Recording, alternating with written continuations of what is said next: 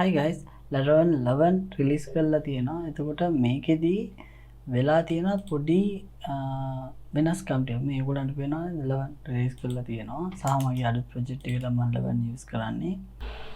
නේද? Laravel 11 එක use කරන්නේ.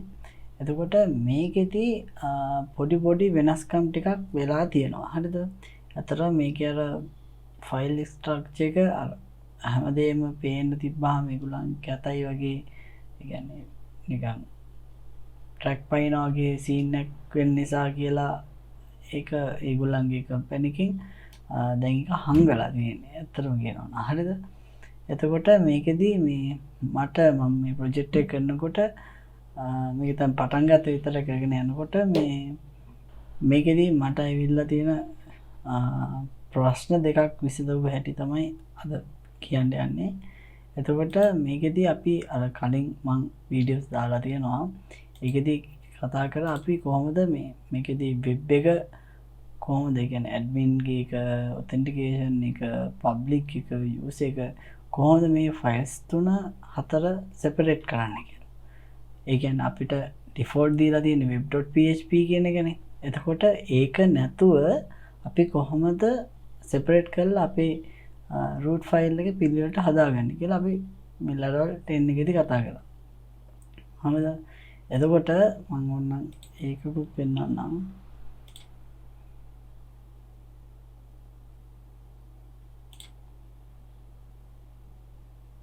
මම මේකෙදී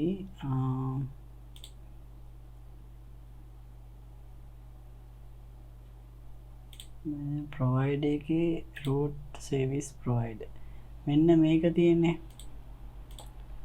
මෙන්න මේ middle layers ටිකක් දාලා මෙන්න මේ කොටස ඇත්තටම Laravel 11 එකේදී හොයාගන්න නැහැ. ඒ කියන්නේ root service provider කියලා එකක් හොයාගන්න නැහැ. හරිද?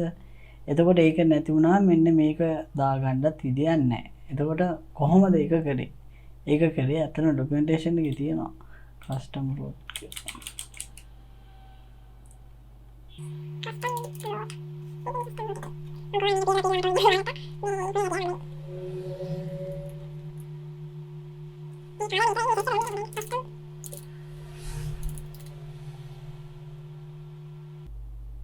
මට මතක නැහැ කොහෙද තිබ්බේ කියලා. කොහොම හරි මේකේ මේ සෑහෙන ගොඩක් උඩ ඉඳන් යටට පල්ලෙට ගිහලා හරියට හොයාගත්තේ. මේ ඔයගොල්ලන්ව තෝරන්න මේක හිමීට කියවන්න. මේ දැන් ඒකට කාලෙකින් කරන්න ඕනේ නැහනේ. හරි. එතකොට මම දැනගත්ත දේවල් ටික කියන්නම්. එතකොට දැන් මේක හදාගන්න දැන් 11 එකේ දීලා තියෙන තැන තමයි මෙතන තියෙනවා bootstrap කියලා එක. නේද? bootstrap එකේ app.php එකේ. හරිද? මෙන්න මේ කොටස තමයි අලුතෙන් add කරේ. හරි. ඒ කියන්නේ මෙතනින් default ටික තියෙනවා. ඉතින් මම දැන් මේක ඔක්කොම වෙනස් කරලා තියෙන්නේ. මේකේ තියෙන්නේ මෙතන web.php කියලා මෙන්න මෙහෙම තියෙන්නේ. හරිද? මම ඒක මට ඕන විදිහට මම ඒක වෙනස් කරගත්තා. ඊට පස්සේ මෙතන තව root file දෙකක් add කරන්න තියෙනවානේ. ඒ දෙක තමයි මෙන්න මේ add කරලා තියෙන්නේ. හරිද? එතකොට දැන් මේකෙදී root file දෙක add කරලා. එතකොට දැන් authentication කරනකොට ඕගොල්ලන් කරන්නේ සාමාන්‍යයෙන් මෙතන configure ගිහිල්ලා authentication වලින් මෙන්න මෙතනින් add කරනවානේ. providers ලා මෙන්න admin guard ලා මෙන්න admin කියලා add කරනවානේ. එතකොට දැන් මේකින් authentication නම් redirect කරනවා එක තැනකට authentication නැත්තම් login එකට redirect කරනවා. සාමාන්‍යයෙන් 10 එකේ තිබ්බේ මෙන්න මේ තැන් වල. middleware වල තියෙනවා authentication.php කියලා. මෙන්න මේ විදිහ තමයි redirect කරන්නේ. if authentication වල ඉන්නවනම් එයා යවනවා මෙන්න මේ වගේ එකකින්. හරිද? දැන් මේක කරන්නත් බෑ. හරිද? ඒ කියන්නේ අපිට හොයාගන්න බෑනේ. එතකොට ඒක දීලා තියෙන්නේ මෙන්න මෙතෙන්ට මේ යටි. පේනවද? එතකොට දැන් ඔයාලට මේක හොයාගන්න බෑ කියමුකෝ. එතකොට ඔයාලට යන්න තියෙන්නේ මෙතන middleware එකේ මෙන්න මේ class එකට. මේ class එකේ උඩ ඉඳන් පල්ලයට යනකොට අර අපිට අර files ගොඩකින් කෑලි කෑලි වලට දාපු ටික ඔක්කොම මෙන්න මෙතන තියෙනවා. එතකොට අපිට බෑ මෙන්න මේ ෆයිල් එක ඩිරෙක්ට් ඇක්සස් කරන්න. අපිට ඒගොල්ලන් දීලා තියෙන මේ ෆන්ක්ෂන්ස් යූස් කරන්න පුළුවන්. එතකොට අපිට වෙන මොනවාරි ඇඩ් කරනවා නම් ඒගොල්ලන් ඩොකියුමන්ටේෂන් එකේ තියෙන විදිහට ඇඩ් කරන්න පුළුවන්. හැබැයි මේකේ ෆයිල් එක එඩිට් කරන්න අපිට බෑ. හරිද? එතකොට